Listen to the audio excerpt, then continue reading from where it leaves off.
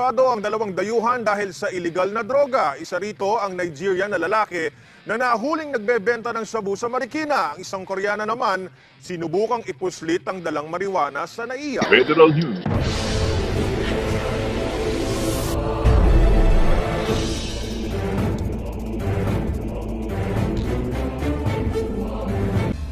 I don't know about the stuff, I don't know about the money.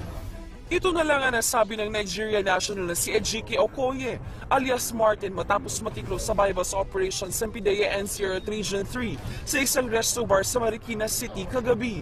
Na-recover mula sa kanya ang 6 na sachet ng hinihinalang shabu na nakakahalaga ng higit 300,000 piso. Depensa ni Okoye na setup lang siya. A woman have been calling me for past 3 weeks or something like that. Then I just go to meet her up. I don't know. I think it's someone set me up. Pero ayon sa otoridad, miyembro ng isang African drug syndicate si Okoye na nakikipagsosyo sa mga Chinese sa supplier ng droga. Because hirap na ring magpapasok or hirap na ring mag-manufacture. So ang nangyayari, coming from dati kasi galing sa sa Africa yung drugs. But eventually mas nakikita nila mas madali na lang yung sila magbebenta na finished product na. Tiklo din ng Koreanang ito matapos mahulihan ng higit 100 gramo ng hashish, mas mahal na uri ng marijuana sa NAIA Terminal 2 kahapon. No, I don't like this. I'm not, this is my response. I want to talk to my embassy in that case first. Galing daw sa Sagada at biyaheng Busan, South Korea ang estudyante na si An Yunho nang madiskubre ang hashish na nakatago sa maselang parte ng kanyang katawan. While she was on the initial screening of frisking, nahulihan siya on her body. Parang remembrance siguro niya papuntang Korea. Maharap sa kasong paglabag sa Comprehensive Dangerous Drugs Act ang dalawa na pansamantalang nakakulong sa tanggapan ng PIDEA.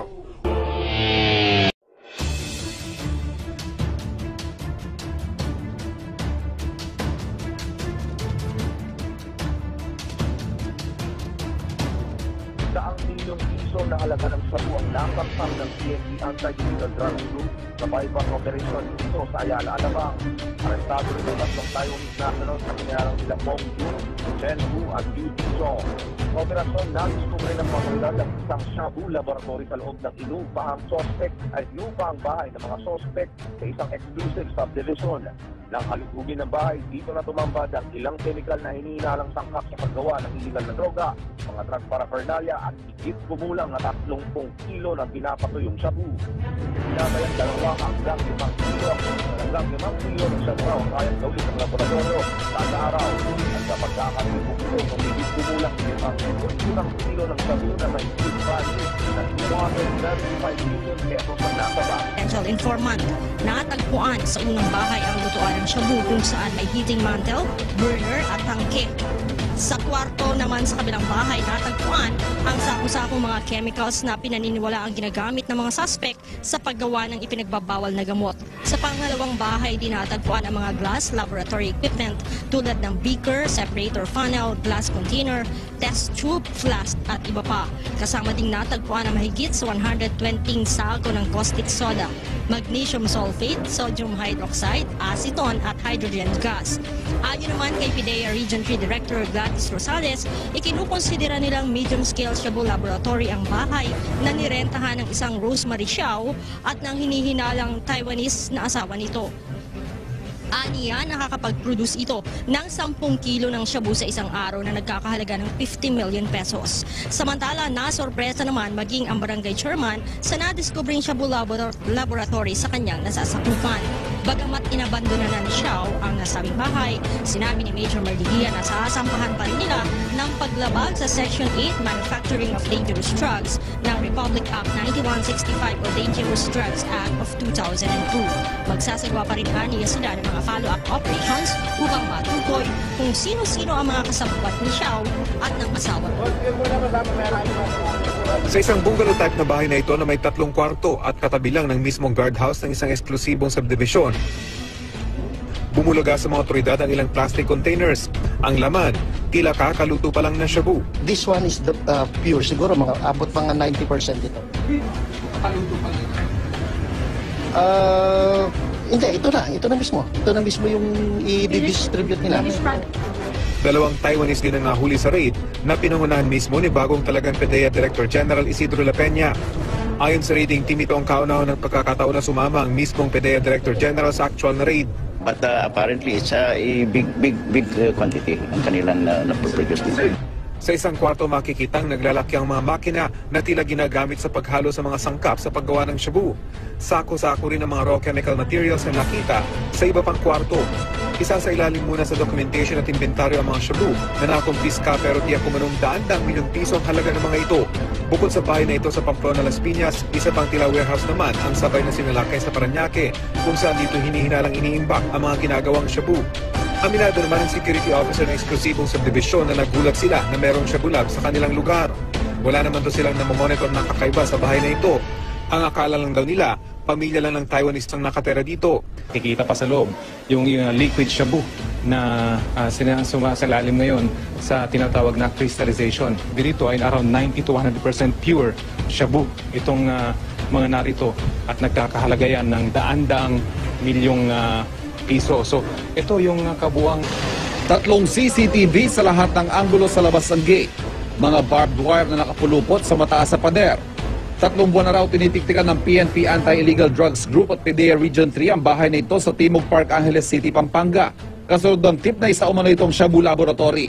Pero sa loob ng 3 buwan walang nakitang pumasok o lumabas sa bahay. Sa bisa na isang search warrant ni-raid ng mga otoridad ang bahay kanina.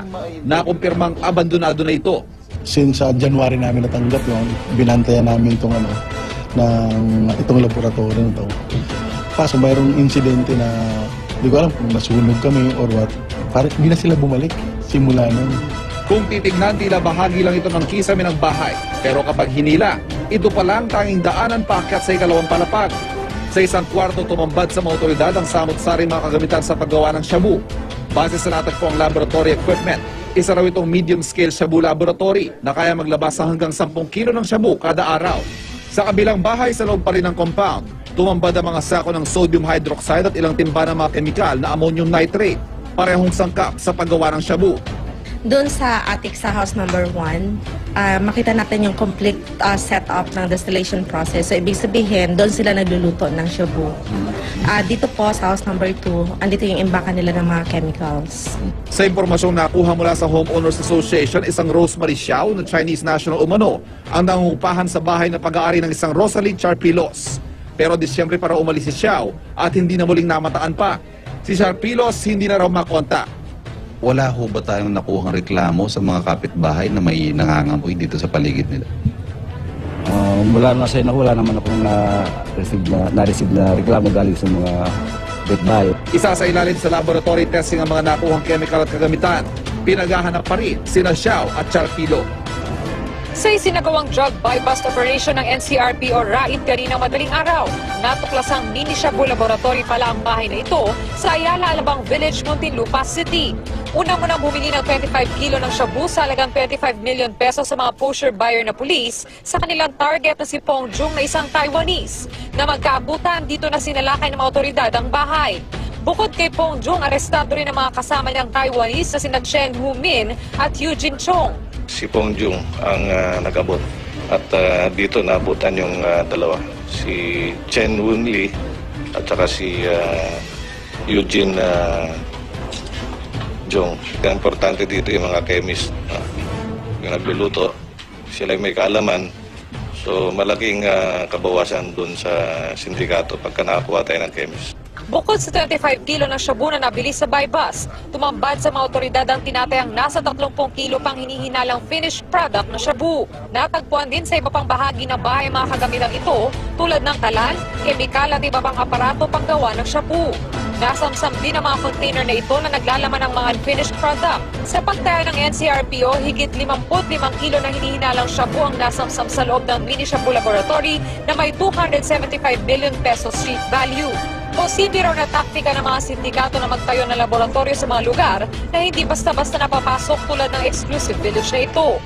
May mga pera, so pwede sila mag-rent ng mga magandang lugar, bahay, para hindi ma-disclose yung kanilang operation. Yung coordination, cooperation ng bawat barangay at ng bawat security management, lalo na pagka mga ganitong lugar na mahirap pasukin, napaka-importante.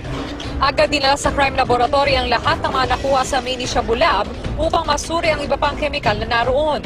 Ikinulong naman sa Camp Bagong Diwa ang 3 Taiwanese na maharap sa kasong paglabag sa RA 9165 o Comprehensive Dangerous Drugs Act of 2002. Isang anti-drug operation ang isinagawa ng pinagsanib puwersa ng Philippine Drug Enforcement Agency o PDEA at Philippine National Police Anti-Illegal Drug Group o AIDG sa Bulacan kahapon. Isang bypass operation ang isinagawa sa Barangay Santa Clara, Santa Maria, Bulacan. Nagpanggap na buyer ang ilang ahente ng PDEA at nang maiabot na sa mga suspect ang mark money ay agad na kinorner ang 3 individual sa loob ng kotse ng mga ito. Nahuli ang 3 sa mga ito, ngunit nakatakas ang driver ng kotse. Nakuha sa mga suspect ang 12 kilo ng shabu. Initially, nagkaroon tayo ng bypass operation kung saan nakakuha tayo ng 2 kilos at nagkaroon ng follow-up na naka-recover pa tayo ng 10 kilos dito sa sasakyan. Nakahuli tayo ng 3 suspects. Ngayon, meron mga kasamahan nito na nakatakbo. Tinugis ng mga otoridad ang driver ng kotse at nahuli ito sa isang apartment sa loob pa rin ng naturang barangay kasamang 3 iba pang individual. Dito natuklasan ng mga otoridad na ginawa palang tila isang Shabu Lab ang naturang apartment. Sa loob ng kwarto nito, tumambad ang nagkalat na pinatutuyong shabu. Bukod pa ang 3 bag na puno ng kilo-kilong shabu na itinago sa loob ng kabinet.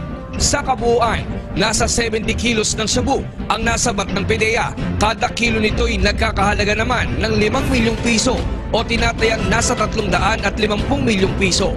Binaypas natin 2 kilos tapos nakakuha tayo ng 10 kilos sa sasakyan and then 57.5